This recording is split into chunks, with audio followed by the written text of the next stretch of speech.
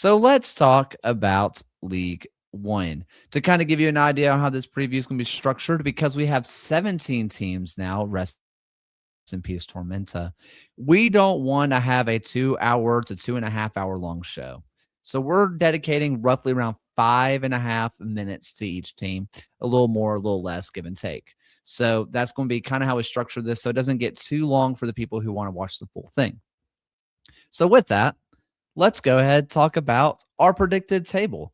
For the USL show rankings, we had Omaha first, AC Boise second. We got Spokane Velocity third, Portland Hearts of Pine in fourth, Chattanooga Red Wolves come in fifth, Fort Wayne FC joins us in sixth, Greenville Triumph in seventh, and the defending champions, One Knox, are in the final playoff spot in eighth. The first to miss out are Alex's Richmond. We got Sarasota Paradise. Then we got Charlotte Independence, New York Cosmos, the Ford Madison, Corpus Christi, FC Naples, AV Alta, and with the wooden spoon is going to be Westchester SC. What do the fans think? Well, the fans and us are very different. With Portland in first, no bias at all. We have Omaha second, Spokane also in third. One Knox, the defending champions. The fans have them in fourth. Boise come up in fifth. Chattanooga in sixth. FC Naples in seventh. AV Alta in eighth in our final playoff spot.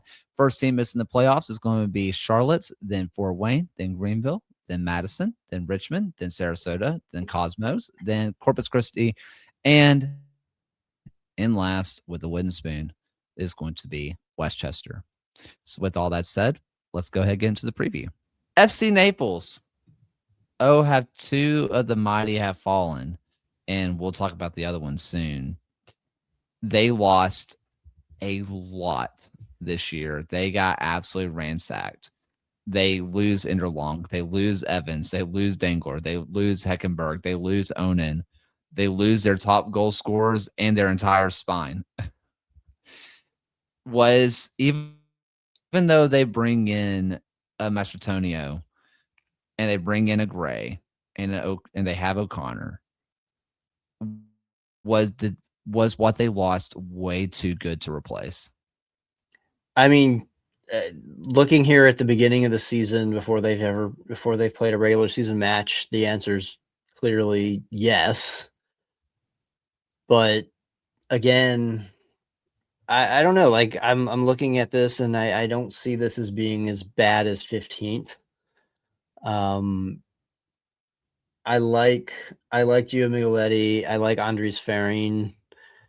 I think Taylor Gray. I think he kind of like didn't really fit in with Tormenta last year, and a fresh start could do him really really well. I mean, he was a beast. Where did he play before? Huntsville or Chattanooga?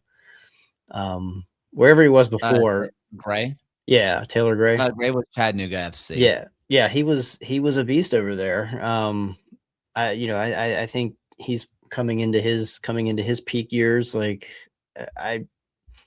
I would feel cautiously optimistic about this, despite the fact, despite all the losses from last year. Osorio feels like a good player to possibly recover after losing Heckenberg. Mastrotonio, if he's healthy this year, is a decent replacement for who they lost. Oh my gosh, who was it? Breck Evans or Dangler. Yeah. Granted, I don't know much about Max Evans. Broughton. Did Max Broughton came from Pittsburgh? Broughton was at Virginia, and he was a legit stud. When Pittsburgh brought him in, he was supposed to be the next Bob Lilly project, and he's a really good passer, decent on the ball, a really good defender. He was supposed to be the next Lilly project, and he never quite got his chance. But you definitely see why Lilly brought him in. If he's going to be that ball-playing defender, I think you're going to love what you see out of Broughton. I think he was Virginia. Yeah, and then they signed two center backs out of Trialists today, who are both new pros. I did not know that. Yeah, it was late this afternoon. No. They announced them back to back.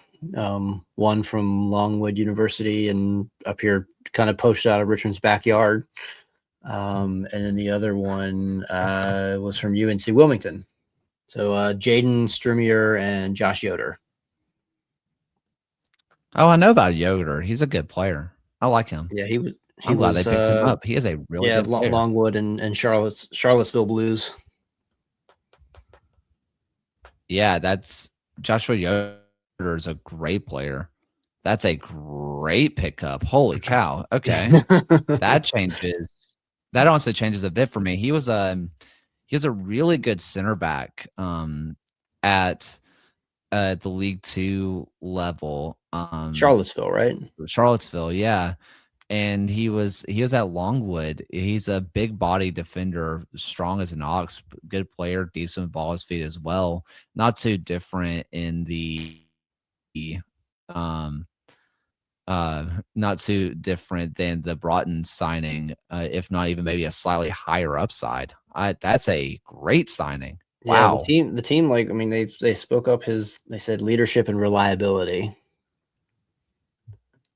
So I don't know. I think that besides like Breck Evans is obviously a big win. Dangler is a huge win. Again, if you've watched the show long enough, you know I have a fascination with Chris Heckenberg. I think that he was the best number 6 in the league for a long, long time. yeah, I think that's going to be a miss that's going to be really, really felt. Because even when they were running a 4-2-3-1 with 2 number 6s back there, like they were running double 6s, they eventually dropped one of those 6s and just said, okay, Heckenberg's just going to do the dang thing back there. And he was so good at it.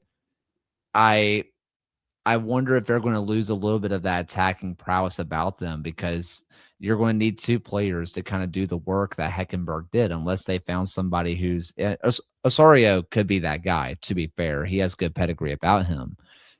But I don't know. Are you going to see Gray turn into who he was at Chattanooga? I hope so. Farron, I like a lot. Cerro, I like a lot. Migueletti, is he going to be able? Are those guys going to be able to combine and replace Inderlong? Possibly, but also you don't necessarily need to replace what Inderlong was, as long as you're still defensively solid. I think that Inderlong, while very vital, was still a bit of almost a bonus piece to how good that defense was. Yeah. Like I said, I would put Naples a little bit higher than this, but it's for everybody complaining about where we have these teams. Just know that this is an impossible task to pick everything after the 4th spot. So just because somebody's at 15th doesn't mean that they're like the 15th best. It's just, arbitrarily we have to pick. Yes. It also just kind of gives us an order to discuss teams, and it's a pseudo power ranking because everybody loves power rankings. Yeah. It's their favorite. I don't know about you, Alex, but every time I've ever posted a power ranking, it was the best article I ever posted, even if it was the one that I didn't work as hard on. Yep. I am so sorry, people who are listening. My cat knocked over my mic. I'm so sorry. You jerk. I'm sure that sounded awful. I am so sorry, people. Goodness gracious. You're a jerk. Anyway, any final thoughts? No. I'll see you in October, Naples. I'm going to be there in October. I kind of hate the Tide logo on the jerseys or on the pants. And it's not because it's Tide. It's just, it always looks like it's an awkward spot. It weirds me out. Okay, get that money wherever you can.